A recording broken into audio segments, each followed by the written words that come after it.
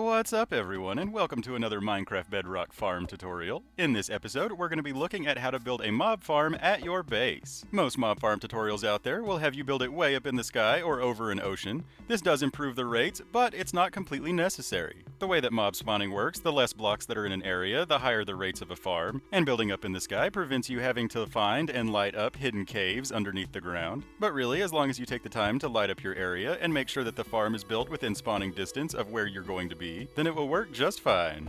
The design for this mob farm was originally created by Silent Whisperer, the god of all bedrock farms, but I kinda simplified his design so that it's easier to build.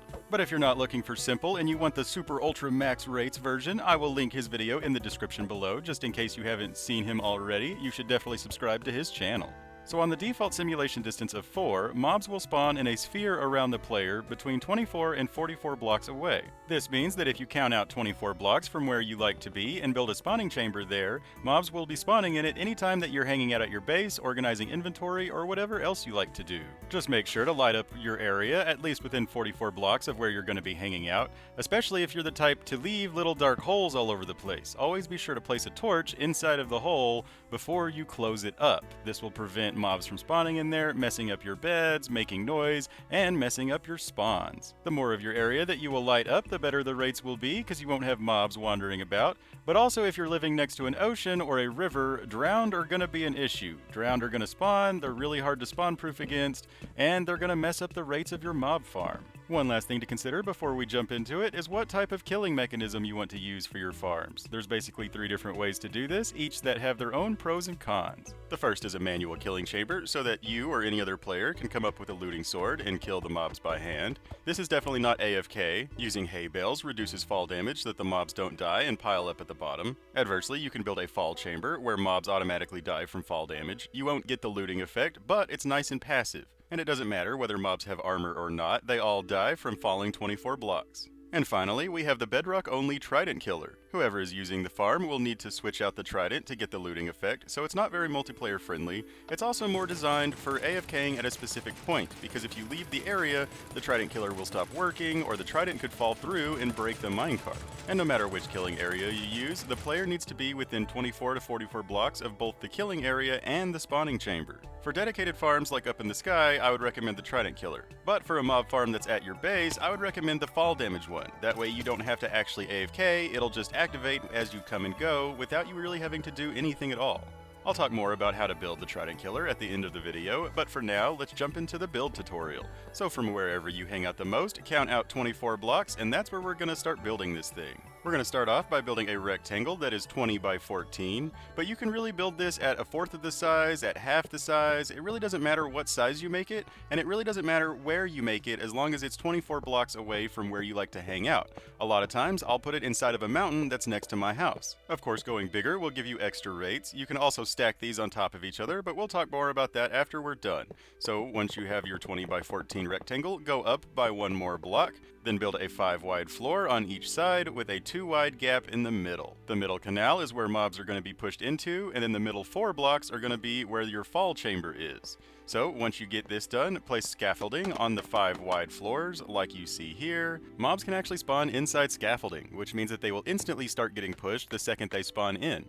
Any mob farm that uses scaffolding will have better rates than mob farms that don't use scaffolding, because ones that don't use scaffolding rely on the mobs wandering off of platforms into the canals. But be sure to place a line of signs diagonally up from the scaffolding in the center, and then we're going to place water along the back. The signs will keep the water from going into the middle canal like so. And we're going to do the same thing on both sides, and now your spawning platforms are done. So now go into your middle canal, and we're going to dig down 3 across the entire canal. This is where your mobs will get pushed into so that they get funneled into your killing chamber. And then we're going to place magma on each side, extending out 8 from the wall. Magma really helps improve your rates by killing pesky spiders that are trying to clog up your funnel, as well as convincing mobs to run into the killing platform. Mobs don't like to be on magma because they're taking damage, so they tend to run into the killing chamber a little bit faster. Next, you're going to want to place coral fans at the end of your magma and up at the edge of your spawning platforms. But I will say that Mojang keeps changing their mind about whether or not they want mobs to think that coral fans and buttons are solid blocks or not. Like, they made buttons stop working for this process,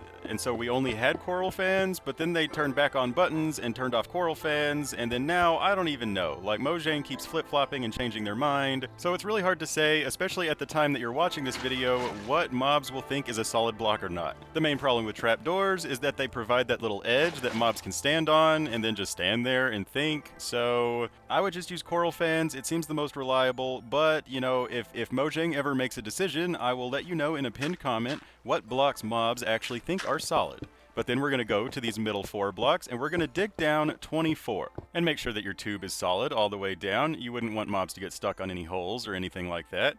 But then choose which direction you want your collection system to be and just dig out a few blocks to make some room. This is also where we're going to make a stairway to get out of this hole. And once you do that, we're going to place a double chest 3 away from the wall right on the edge of your funnel. And then we're going to place 4 hoppers directly underneath your funnel going into that chest. Make sure that the hoppers are pointed into each other and then into the chest. Then place some slabs above that chest to keep baby mobs from getting out. Sometimes baby mobs will piggyback on other mobs, and when that happens, the big mob will die from the fall damage, but the baby mob won't actually die. But now just dig back up to the surface so that you can get out, and the only thing that's left is to put a roof on the farm so that it's dark enough to spawn the mobs. Oh, and I also meant to say that you can use any sort of solid block that mobs can spawn on to build this farm. So a lot of times I'll build this out of dirt or out of stone, you know, cheap blocks. I only use blocks of iron so that they're easy to see. So just cover it with solid blocks to block out the light to allow mobs to spawn, and then you're done. I'll talk about how to expand this farm right after we test to make sure that it works, so head back down to your kill chamber to make sure that mobs are spawning. It might actually take a minute or two before the mobs start spawning, so just stand here for a little bit to make sure that they're spawning and falling in. If you dug down 24 to make your tube, they should spawn from this location.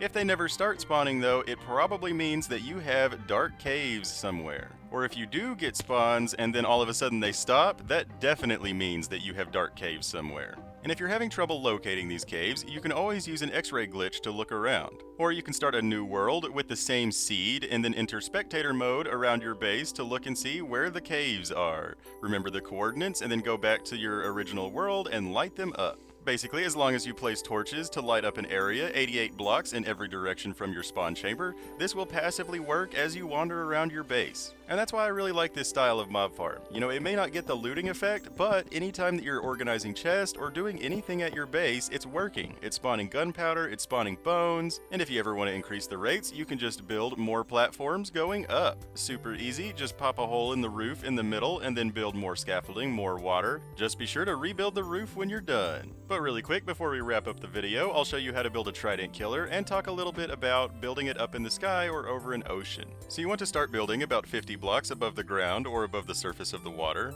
and the player using the farm needs to be 24 to 44 blocks away from the spawn chambers for it to spawn mobs. So you need the tube to be 20 blocks down from the magma so that mobs can survive the fall but still spawn in the spawn chambers. So build a platform 20 blocks down from the magma and then place a double chest 1 block away from the inside of your tube.